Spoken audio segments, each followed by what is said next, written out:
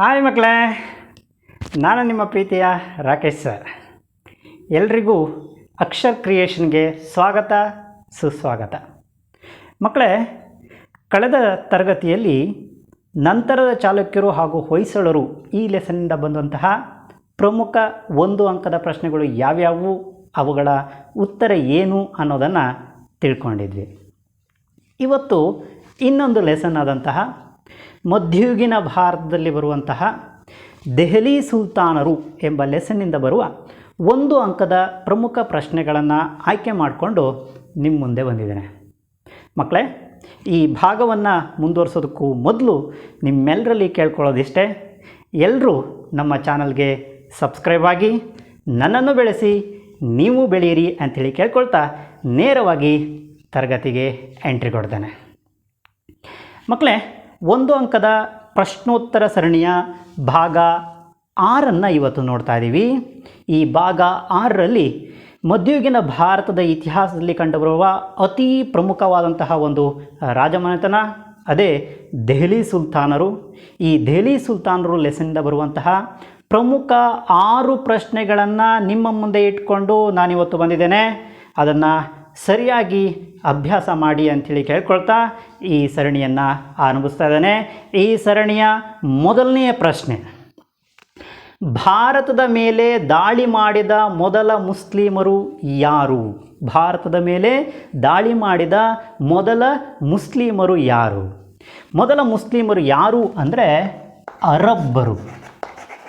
ಅರಬ್ಬರು ಭಾರತದ ಮೇಲೆ ದಾಳಿ ಮಾಡಿದಂತಹ ಮೊದಲ ಮುಸ್ಲಿಮರು ಅಂಥೇಳಿ ಕರೆಸ್ಕೊಳ್ತಾರೆ. ನಿಮಗೆಲ್ಲರಿಗೂ ಕೂಡ ಗೊತ್ತು ಅಂದ್ಕೊತೀನಿ, ಬಸ್ರಾದ ರಾಜ್ಯಪಾಲರಾಗಿದ್ದಂತಹ ಮೊಹಮ್ಮದ್ ಬಿನ್ ಕಾಸಿಂ ಮೊದಲ ಬಾರಿಗೆ ಭಾರತದ ಮೇಲೆ ದಾಳಿ ಮಾಡ್ತಾನೆ.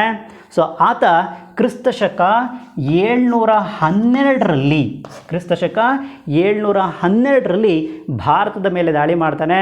ಸೊ ಇವರೇ ಮೊದಲ ಮುಸ್ಲಿಂ ದೊರೆ ಭಾರತದ ಮೇಲೆ ದಾಳಿ ಮಾಡಿದಂಥವನು. ಸೊ ಈತನ ನಂತರ ಅಂದರೆ ಅರಬ್ಬರ ನಂತರ 2ನೇ ಬಾರಿ ಭಾರತದ ಮೇಲೆ ದಾಳಿ ಮಾಡಿದವರು ತುರ್ಕರಾಗಿದ್ದರು. ಸೊ ಈ ಮೊದಲ ಬಾರಿ ದಾಳಿ ಮಾಡಿದಂತಹ ಈ ಅರಬ್ಬರ ದಾಳಿಯ ಪರಿಣಾಮವಾಗಿ ಭಾರತಕ್ಕೆ ಇಸ್ಲಾಂ ಪ್ರವೇಶ ಆಗುತ್ತೆ. ಇಸ್ಲಾಮನ್ನು ಭಾರತಕ್ಕೆ ತಂದವರೇ ಈ ಅರಬ್ಬರಾಗಿದ್ದರು. ಸೊ ಹೀಗೆ ಅರಬ್ಬರ ಆಗಮನದ ನಂತರ ಭಾರತದಲ್ಲಿ ಇಸ್ಲಾಂ ಯುಗ ಆರಂಭ ಆಗುತ್ತೆ. ನಮಗೆ ಗೊತ್ತಿದ್ದ ಹಾಗೆಯೇ ಮಧ್ಯಯುಗೀನ ಭಾರತದ ಇತಿಹಾಸದಲ್ಲಿ ಅತಿ ಪ್ರಮುಖವಾದಂತಹ ಪಾತ್ರವನ್ನು ವಹಿಸುವವರು ಈ ಇಸ್ಲಾಮಿಗರೇ ಆಗಿದ್ದರು. ಸೊ ಭಾರತದಲ್ಲಿ ಇಸ್ಲಾಂ ಯುಗ ಆರಂಭಕ್ಕೆ ಕಾರಣಕರ್ತರೇ ಈ ಅರಬ್ಬರಾಗಿದ್ದರು. ಸೊ ಅಂದರೆ ಮೊದಲನೇ ಪ್ರಶ್ನೆಗೆ ಉತ್ತರ ಅರಬ್ಬರು. ಪ್ರಶ್ನೆ ಏನದು?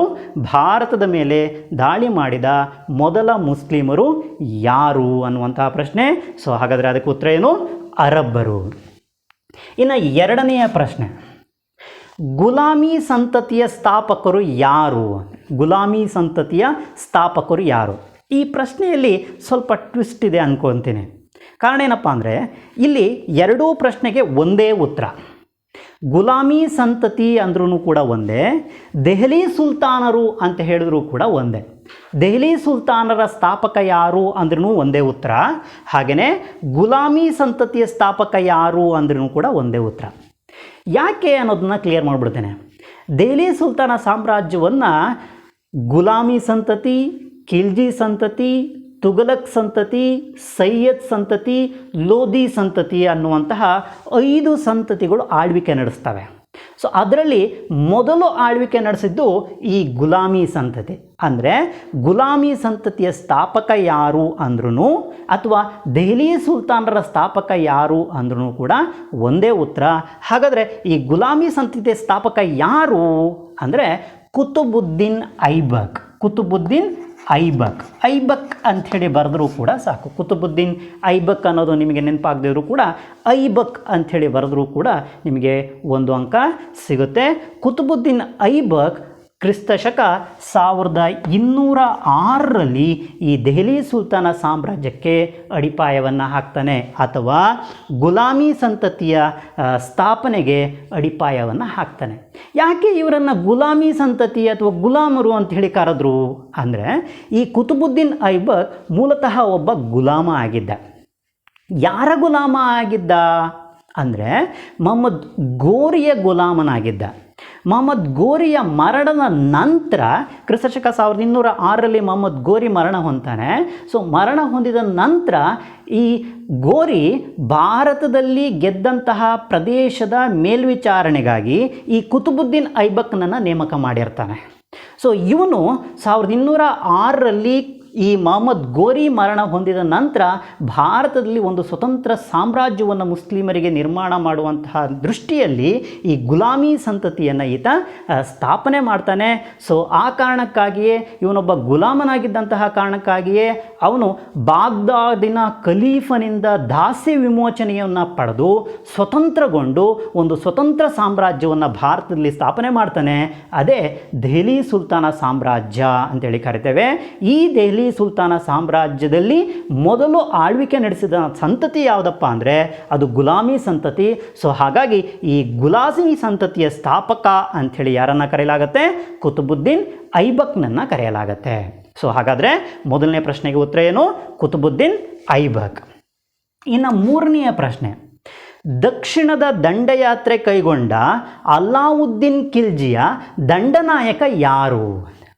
ದಕ್ಷಿಣದ ದಂಡಯಾತ್ರೆ ಕೈಗೊಂಡಂತಹ ಸಂದರ್ಭದಲ್ಲಿ ಅಲ್ಲಾವುದ್ದೀನ್ ಖಿಲ್ಜಿಯ ದಂಡನಾಯಕನಾಗಿ ಯಾರು ಸೇವೆ ಸಲ್ಲಿಸಿದ್ರು ಅನ್ನುವಂಥ ಅತಿ ಪ್ರಮುಖವಾದಂತಹ ಪ್ರಶ್ನೆ ಇಲ್ಲಿ ಕೇಳಲ್ಪಡುತ್ತೆ. ನಿಮಗೆಲ್ಲರಿಗೂ ಕೂಡ ಗೊತ್ತು ಅಂದ್ಕೊತೀನಿ, ದೆಹಲಿ ಸುಲ್ತಾನ ಸಾಮ್ರಾಜ್ಯದಲ್ಲಿ ಆಳ್ವಿಕೆ ನಡೆಸಿದಂತಹ ಅತ್ಯಂತ ಶ್ರೇಷ್ಠ ದೊರೆ ಅಂತೇಳಿ ಕರೆಸ್ಕೊಳ್ಳುವಂಥವನೇ ಅಲ್ಲಾವುದ್ದೀನ್ ಖಿಲ್ಜಿ.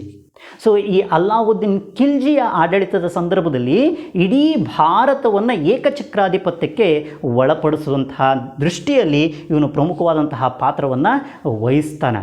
ಸೊ ಇವನನ್ನು ದಕ್ಷಿಣ ಭಾರತದ ಮೇಲೆ ದಾಳಿ ಮಾಡಿದಂತಹ ಮೊದಲ ಮುಸ್ಲಿಂ ದೊರೆ ಅಂತೇಳಿನೂ ಕೂಡ ಕರೆಯಲಾಗುತ್ತೆ ಅಲ್ಲಾವುದ್ದೀನ್ ಖಿಲ್ಜಿಯನ್ನು.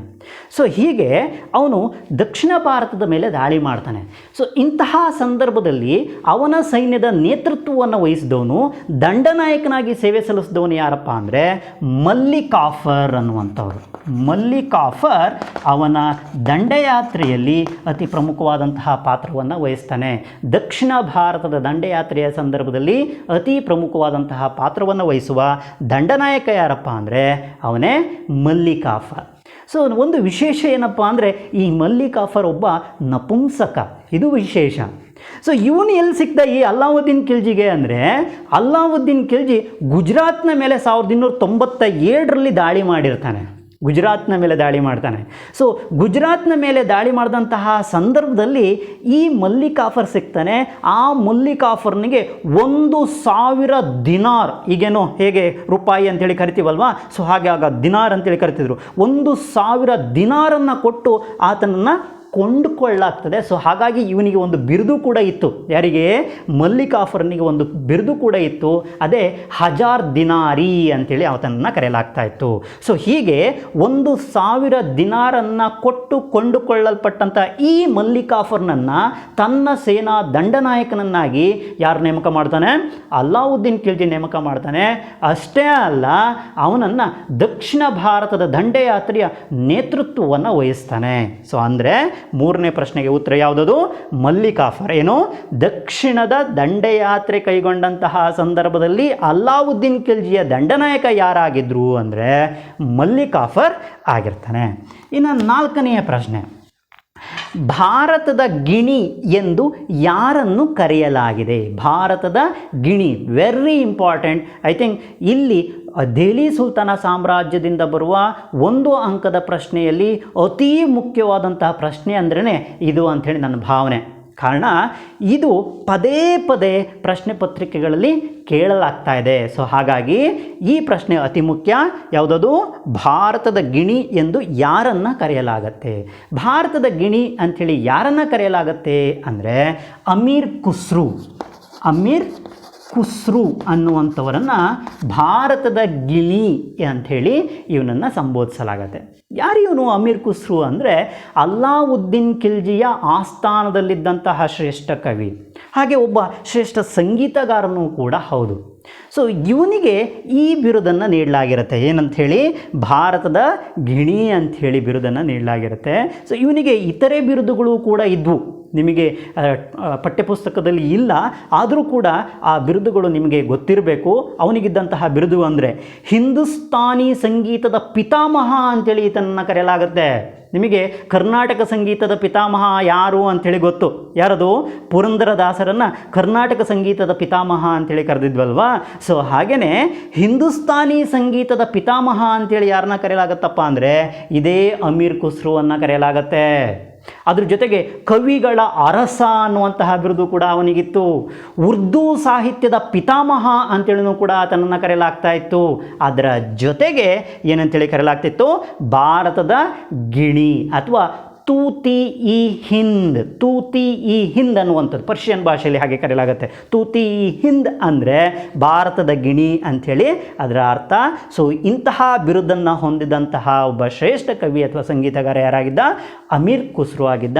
ಇವನು ಅಲ್ಲಾವುದ್ದೀನ್ ಖಿಲ್ಜಿಯ ಆಸ್ಥಾನದಲ್ಲಿ ಇದ್ದಂತಹ ಒಬ್ಬ ಶ್ರೇಷ್ಠ ಸಂಗೀತಗಾರ. ನೆಕ್ಸ್ಟ್ 5ನೇ ಪ್ರಶ್ನೆ, ದೆಹಲಿಯಿಂದ ದೇವಗಿರಿಗೆ ರಾಜಧಾನಿಯನ್ನು ವರ್ಗಾಯಿಸಿದವರು ಯಾರು? Very interesting. ಅಂದರೆ ದೆಹಲಿ ಸುಲ್ತಾನ ಸಾಮ್ರಾಜ್ಯದ ಸಂದರ್ಭದಲ್ಲಿ ಆಳ್ವಿಕೆ ನಡೆಸಿದಂತಹ ದೊರೆಗಳಲ್ಲೇ ಅತ್ಯಂತ ಇಂಟ್ರೆಸ್ಟಿಂಗ್ ಆದಂತಹ ಒಬ್ಬ ದೊರೆ ಅಂದ್ರೇ ಅವನೇ ಮೊಹಮ್ಮದ್ ಬಿನ್ ತುಘಲಕ್. ಕಾರಣ ನಿಮಗೆಲ್ಲರಿಗೂ ಕೂಡ ಗೊತ್ತು, ಇವನನ್ನು ಹುಚ್ಚ ದೊರೆ ಅಂಥೇಳಿನೂ ಕೂಡ ಕೆಲ ಕಡೆ ಸಂಬೋಧನೆ ಮಾಡಲಾಗ್ತದೆ. ವಿಪರ್ಯಾಸ ಅಂದರೆ ಸೊ ಎಲ್ಲ ಒಳ್ಳೊಳ್ಳೆಯ ದೃಷ್ಟಿಕೋನವನ್ನು ಇಟ್ಕೊಂಡು ಸಾಕಷ್ಟು ಬದಲಾವಣೆಯನ್ನು ತರುವಂತಹ ಪ್ರಯತ್ನವನ್ನು ಈತ ಮಾಡ್ತಾನೆ. ಆದರೆ ಅದೆಲ್ಲವನ್ನು ಇಂಪ್ಲಿಮೆಂಟ್ ಮಾಡುವಲ್ಲಿ ಆತ ವಿಫಲ ಆಗ್ತಾ ಹೋಗ್ತಾನೆ. ಸೊ ಹಾಗಾಗಿ ಇವನನ್ನು ವಿಫಲ ದೊರೆ ಅಂಥೇಳಿನೂ ಕೂಡ ಪರಿಗಣಿಸಲಾಗ್ತದೆ. ಸೊ ಇಂಥವನೇ ಏನು ಮಾಡ್ತಾನಪ್ಪ ಅಂದರೆ ರಾಜಧಾನಿಯನ್ನು ದೆಹಲಿಯಿಂದ ದೇವಗಿರಿಗೆ ವರ್ಗಾಯಿಸುವಂತಹ ಪ್ರಯತ್ನವನ್ನು ಮಾಡ್ತಾನೆ. ಸೊ ಹಾಗಾದರೆ ದೆಹಲಿಯಿಂದ ದೇವಗಿರಿಗೆ ವರ್ಗಾಯಿಸಿದವರು ಯಾರು ಅಂದರೆ ಮೊಹಮ್ಮದ್ ಬಿನ್ ತುಘಲಕ್. ಮೊಹಮ್ಮದ್ ಬಿನ್ ತುಘಲಕ್ ಈ ದೆಹಲಿಯಿಂದ ದೇವಗಿರಿಗೆ ರಾಜಧಾನಿಯನ್ನು ವರ್ಗಾಯಿಸ್ತಾನೆ. ಎಷ್ಟರಲ್ಲಿ ವರ್ಗಾಯಿಸ್ತಾನಪ್ಪ ಅಂದರೆ 1327ರಲ್ಲಿ ಈತ ದೆಹಲಿಯಿಂದ ದೇವಗಿರಿಗೆ ರಾಜಧಾನಿಯನ್ನು ವರ್ಗಾವಣೆ ಮಾಡ್ತಾನೆ.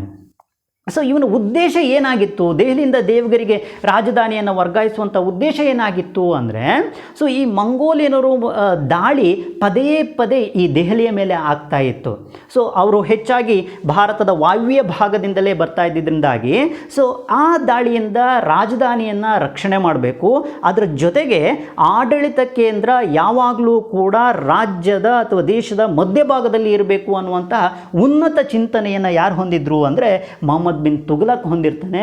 ಸೊ ಆ ದೃಷ್ಟಿಕೋನವನ್ನು ಇಟ್ಕೊಂಡು ಅವನು ರಾಜಧಾನಿಯನ್ನು ದೆಹಲಿಯಿಂದ ದೇವಗಿರಿಗೆ ಅಥವಾ ಅದನ್ನು ದೌಲತಾಬಾದ್ ಅಂಥೇಳಿ ಕರೀತಾನೆ. ಸೊ ದೌಲತಾಬಾದ್ಗೆ ವರ್ಗಾಯಿಸುವಂತಹ ಪ್ರಯತ್ನವನ್ನು ಮಾಡ್ತಾನೆ.